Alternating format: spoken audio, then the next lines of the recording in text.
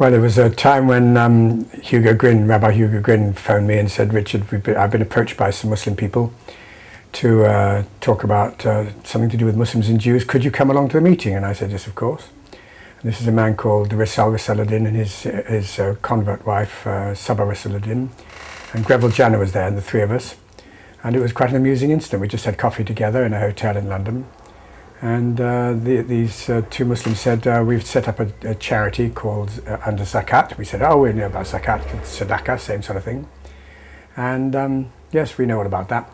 And we wanted to develop more relations between Muslims, Jews and Christians, and we found plenty of Christian people. We don't quite know the organisation in Judaism, in the Jewish community. So Greville Janner being Greville Janner said, oh, that's us. The Sabah, being a rather sharp lady, said, what's the name of your foundation? And we were aghast, of course, because we weren't a foundation at all. So I nudged Hugo and I said, what are we going to call it? And he said, Maimonides. So we said, oh, we're the Maimonides Foundation. And that's how Maimonides Foundation started. And we started having dinners together. It's about 25, 30 years ago, I suppose now.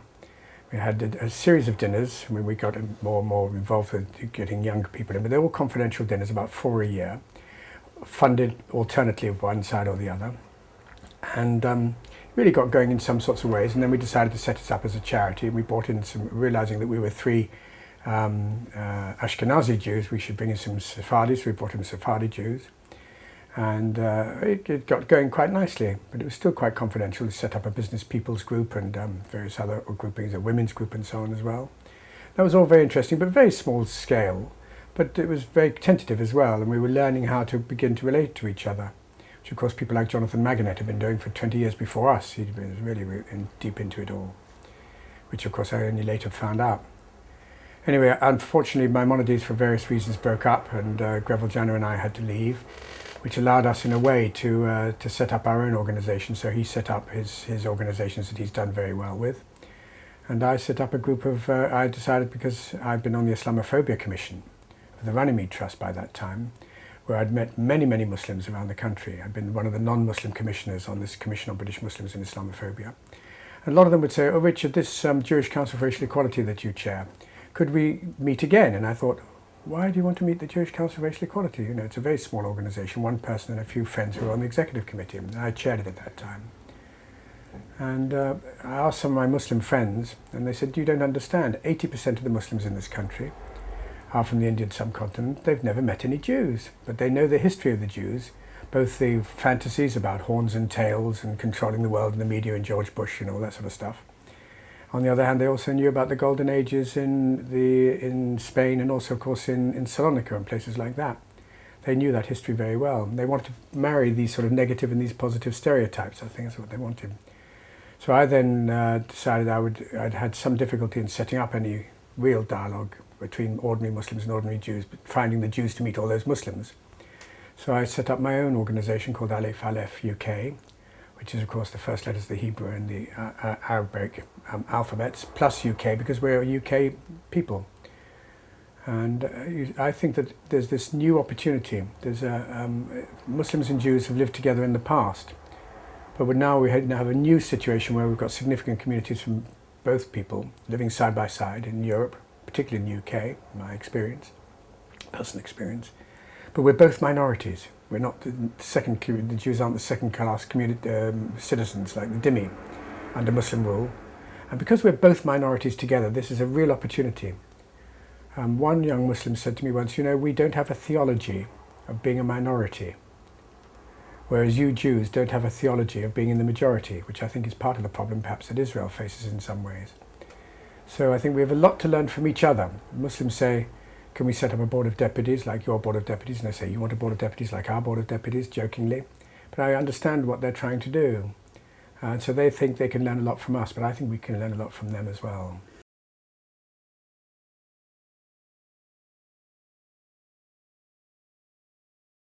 Well, first of all, I'm very much a believer because of my own experience. I happen to, because it was Muslims who were saying, can we meet with Jews? I've done Muslims and Jews.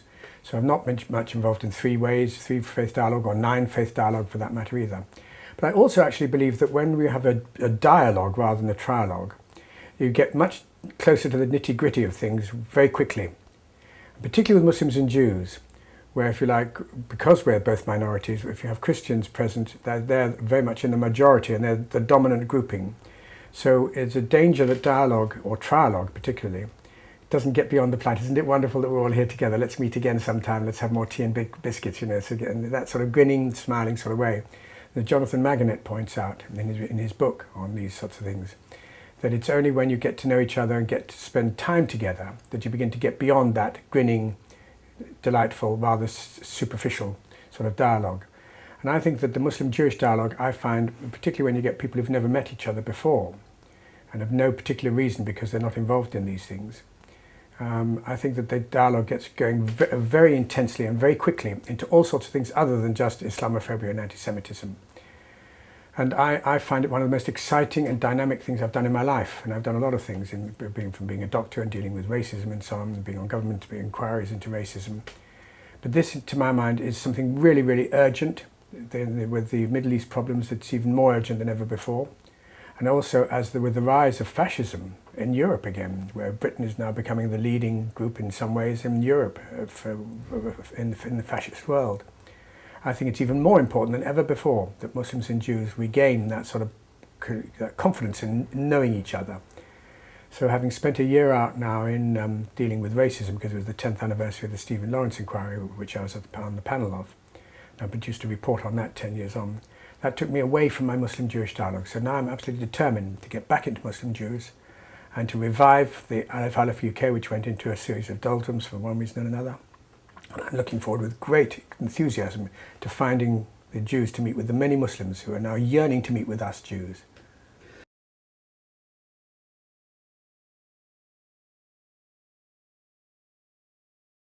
I think it's absolutely vital that if you're trying to get into an area of, if you like, sociological activism, which is what I suppose you might describe what I'm doing here and what we're doing here, not to have an academic department behind you is a great, great gap. And I'll give you examples of why this is so. About 15 years ago, we had a series of seminars which were named after my mother, called the late Mother Beryl Stone Symposia.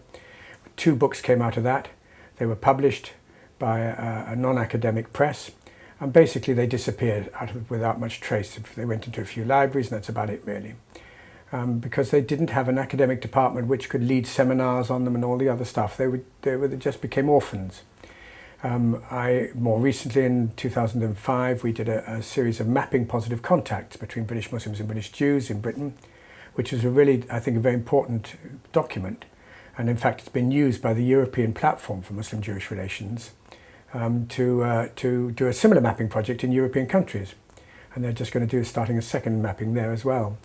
But again, there was no academic background. I had to borrow a couple of academics from Muslim and the Jewish world, a couple of PhD students from both to be monitoring what we were doing and supporting what we were doing to make it at least some sort of academic analysis for it.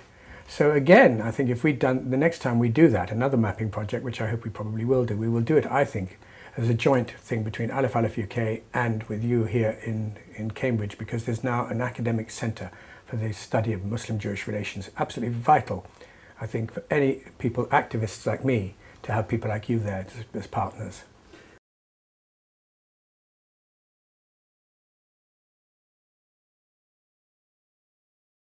Well, when I said earlier that 80% of the Muslims in this country come from the Indian subcontinent, they actually are not aware of they're quite aware of the histories in the Middle East, but they actually have no real connection with that. Where in the Middle East, the Arabs and the Jews know each other almost too well, you might say. Whereas in Europe, in the Northwest Europe, apart from the French with Algeria, the Muslims and Jews actually don't know each other. We don't know each other's backgrounds. I, as an Ashkenazi Jew, I'm learning a huge amount from this conference that the CMJR has got going at the moment, on the Arabs in the Arabic Jews and what's happened to them, and that huge culture going back 2,500 years in many cases, which has just been lost in the last 50 years or so, and what's being done now to try and keep hold of some of that history. So I'm aware of that, but that's informing me. But certainly as an Ashkenazi Jew, who's got very little contact with Muslims in the past, except to an extent to my work as a doctor when I had patients who were Muslims, Bangladeshis in particular. But meeting now Muslims who have the same disconnection from the long past history, but it's something that's in your psyche there. I think in a way I find it easier to relate to Muslims from the subcontinent than I do from Arabic Muslims. So I'm having to learn to do that, and I think they're also having to learn to do the same with us as well.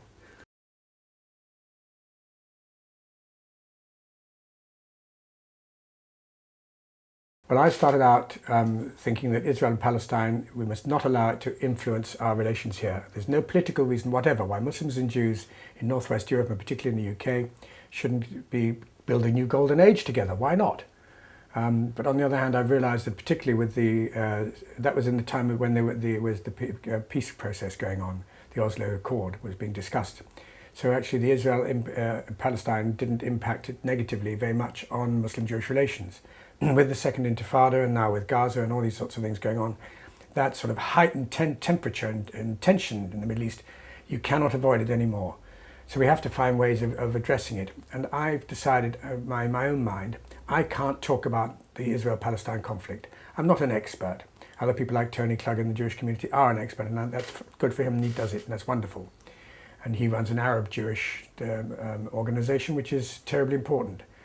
Because most of my relationships are with Indian subcontinent people and from elsewhere, and increasingly from Arab lands as well, what I can talk about, I think with some authority now, is the impact of the Middle East problem on Muslim-Jewish relations. So if you like, I can talk about Israel-Palestine, but in a sort of at a second step away, one step away.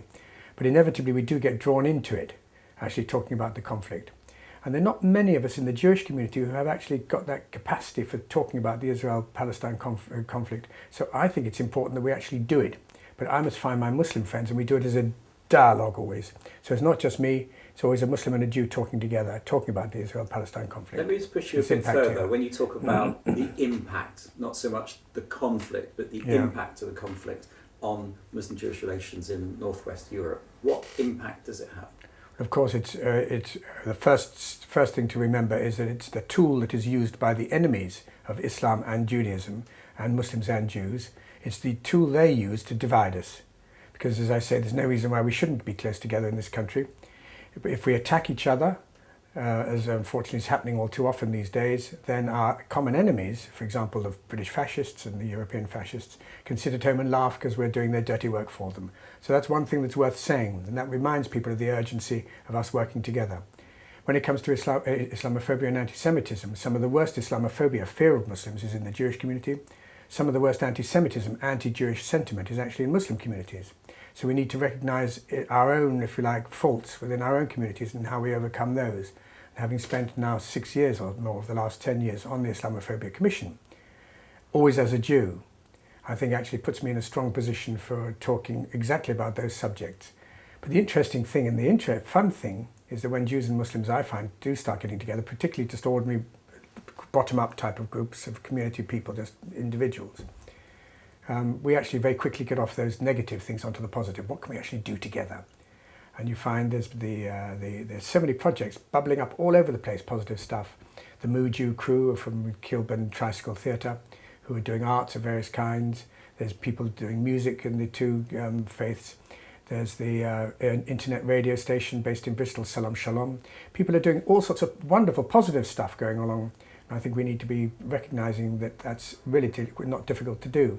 And I think the government should be funding it from all their community cohesion budgets. But unfortunately, the government doesn't see Muslims and Jews as something very important. I think it's terribly, terribly important because above all it does, it prevents extremism in both of our communities. So it actually takes people away from their hardline attitudes towards each other. Dr. Richard Stone, thank you very much. Thank you.